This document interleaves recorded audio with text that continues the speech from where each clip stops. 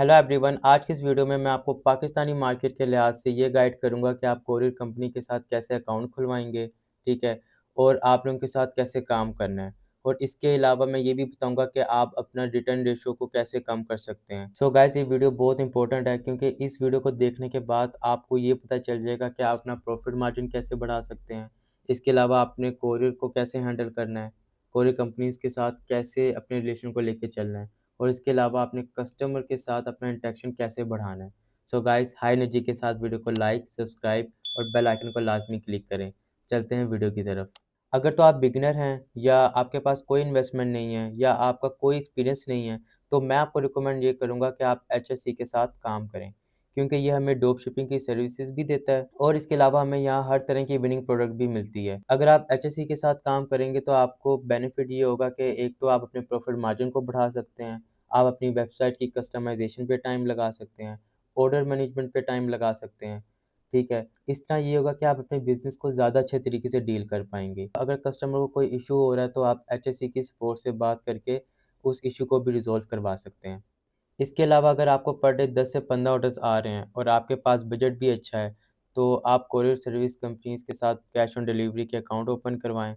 अब स्टार्टिंग में मैं आपको रिकमेंड ये करूँगा कि आप ट्रैक्स और लेपर्ड के साथ अकाउंट्स ओपन करवाएँ, क्योंकि ट्रैक्स आपके पाकिस्तान के 85% जगह पर डिलीवरी देता है।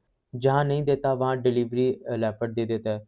इस तरह ये है कि आप पूरे पाकिस्तान में अपनी डिलीवरी की सर्विसेज़ प्रोवाइड कर सकते हैं। सबसे बड़ा मसला ये आता है कि जब आप कोरियर कंपनीज़ के साथ काम कर रहे होंगे, तो आपने कस्टमर का ऑर्डर जिस कोरियर के थ्रू भिजवा रहे होंगे, तो उनके साथ राब्ते में रहना है।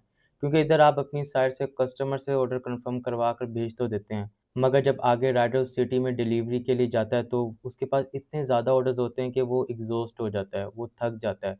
तो इसी वजह से वो ऑर्डर डिलीवर नहीं करता और अपने मैनेजर को आके कहता है कि कस्टमर ने तो कॉल ही रिसीव नहीं की। तो इसी वजह से जब आप कोरियर के साथ काम कर रहे होंगे तो आपने उनके साथ राब्ते में रहना है। बहरहाल पिछले कुछ अरसे से कोरियर ने अपनी सर्विसेज़ को काफ़ी बेहतर की है, मगर हमें अपने एंड से सिक्योर होके काम करना है। दूसरी चीज़, जब आप मार्केटिंग कर रहे होंगे और आपको ऑर्डर्स आ रहे होंगे, तो सबसे पहले आपने कस्टमर को कॉल करके उसका नंबर वेरीफ़ाई करना है, क्योंकि जब आप कॉल करेंगे तो ज़ाहिर-सी बात है उसका नंबर तो वेरीफ़ाई हो ही जाएगा।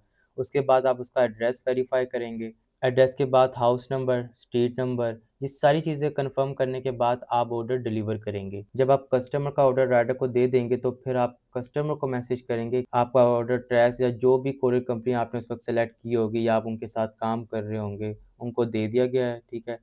और आपका ऑर्डर 3 से 4 दिन के अंदर आपको डिलीवर हो जाएगा। इसके बाद आपने कोरियर के साथ राब्ते में रहना है। और इसके अलावा जिन कस्टमर का एड्रेस सही ना हो या उनका एरिया मेंशन ना हो और वो कहें कि ऑर्डर भिजवा दें, हम राइडर से राब्ता करके उनको अपना एड्रेस समझा देंगे, तो ऐसे लोगों का तो ऑर्डर ही आपने कैंसल कर देना है। उनको तो ऑर्डर आपने भिजवाना ही नहीं है, क्योंकि इस तरह ये होगा कि आप अपना प्रॉफ़िट मार्जिन भी बढ़ाएँगे और आपका रिटर्न रेशियो भी इससे कम होगी। क्योंकि जब एड्रेस सही नहीं होगा और आप ऑर्डर भिजवा देंगे, तो ज़ाहिर-सी बात है ऑर्डर वापस ही आना है, ऑर्डर डिलीवर तो होगा नहीं, तो बेहतर यही है कि आप उनका ऑर्डर ही कैंसल कर दें। सो गाइस, आज की वीडियो के लिए इतना ही। मुझे उम्मीद है कि आपको ये वीडियो पसंद आई होगी। अगर इस वीडियो से रिलेटेड या शॉपिफ़ाई से रिलेटेड आपका कोई भी क्वेश्चन हो, तो आप कमेंट सेक्शन में मुझसे पूछें। मैं कोशिश करूँगा कि आपके क्वेरी या इश्यू को रिज़ॉल्व करूँ। बाकी अपना ख़्याल रखें, मिलते हैं नेक्स्ट वीडियो में। Thank you.